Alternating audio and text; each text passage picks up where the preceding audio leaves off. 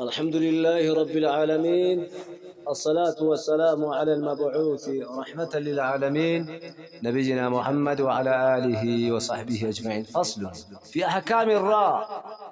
سؤال: كم حالة للراء؟ الجواب: لها 3 حالات: التفخيم والترقيق وجواز الوجهين. سؤال: ما هي الراء المفخمة؟ الجواب: هي الراء التي تكون مفتوحة أو مضمومة كما في قوله تعالى: ربنا آتنا وهذا الذي رزقنا من قبل. وكذا إذا سكنت وكان ما قبلها مضموما أو مفتوحا تفخم، وإذا كانت ساكنة وكان الحرف الذي قبلها مكسورا وكسرته عارضة، مثال ذلك: ارجعوا إلى أبيكم.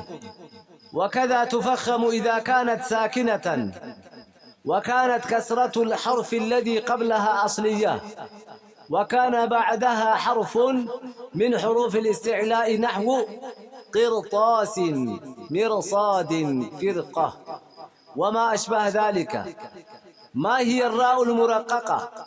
هي الراء التي تكون مكسورة سواء كانت في أول الكلمة أو في وسطها أو في آخرها، وسواء كانت في الاسم أو في الفعل.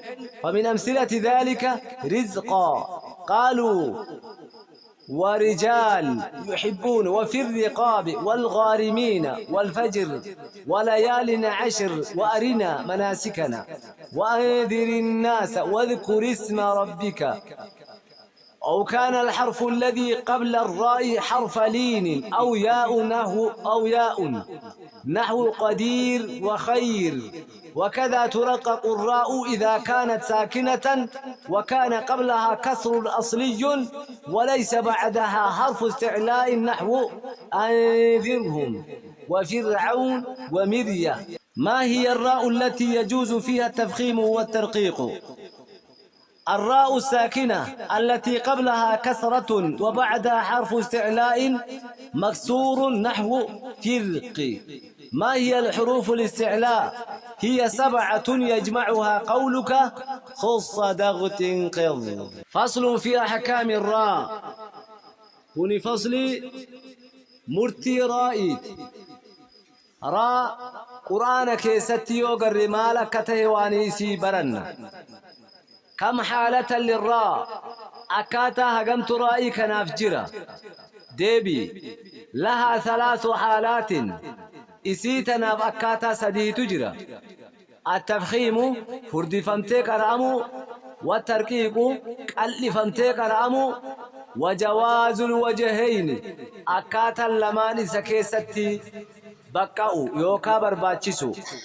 لال أكاتا لما قبدي بكتكتي وارغمته يوكا فردسو يوكا قلسو إفكيسا قبدي.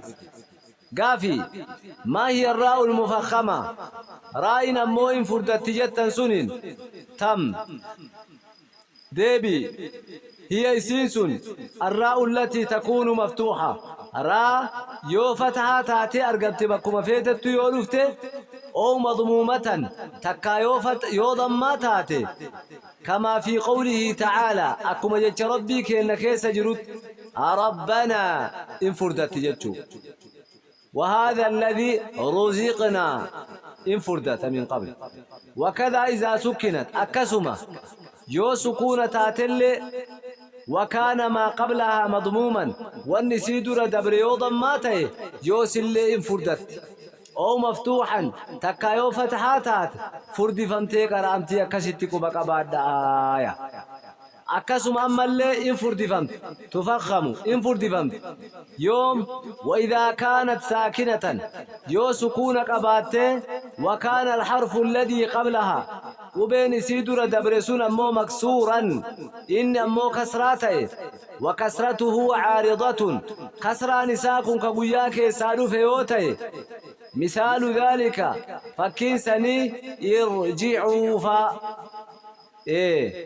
وكذا تفخم أكسم أما اللي فرد فمتي إذا كانت يو تاتي ساكنة يو أمو سكونة تاتي وكانت تاتي دوبة كسرة الحرف الذي قبلها كسران قبي أمو يسيدر دبريسون أصلي يو تأيا أصلي كوندي جتشا كبوياك الساندوفين وكان بعدها تهدوب إيقايسيتي حرف من حروف الاستعلاء وبيلي استعلاء الرا يوقو بي ويبا كسان الترقمي نحو فكي أكا قرطاس وبين أمو استعلاء بكتنت طا قرطا مرصاد جتشوفا فرقة جتشوفا وبين بك فرقة جنكنا وبي قافي كانت وبي استعلاء جدما وما أشبه ذلك وأن سفكات لالتني اتقورتني قرأوا اندندتني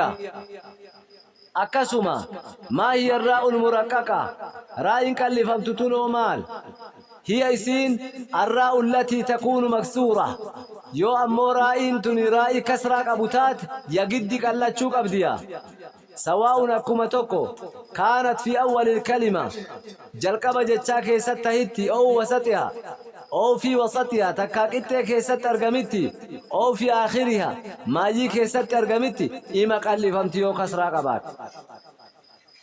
وسواء أكما توكو كانت في الاسم مقاكي ستهتي أو في الفعل دلقاكي ستهتي فمن أمثلة ذلك فكيسني ترى رزقا جتشوفا ورجال جتشوفا وفي الرقاب جتشوفا والغارمين جتشوفا والفجر جتشوفا وليال عشر جتشوفا وأرنا جتشوفا وأنذر الناس واذكر اسم جتشوفا أكاكانا أو كان تكاتي الحرف الذي قبل الراء وبين راء درجر تهيا حرف لين كوبي حرف لين جل مكيسا كوبي ليلا في فمتيك رام تكيسا يوته أو ياء تكايا يوته نحو قدير جتشوفا وخير حرف لين بكين جن اسم خير جتشوسان وكذا أكما سنة مو ترقق إن كان لفهمتك رامت الراء إذا كانت يوتات ساكنة يو سكونة تاتي وكان قبلها كسرة أصلية يسيدر أمو كسران أصل إجرات وليس بعدها كيغيسيتي حرفين استعلاء أرقمين نحو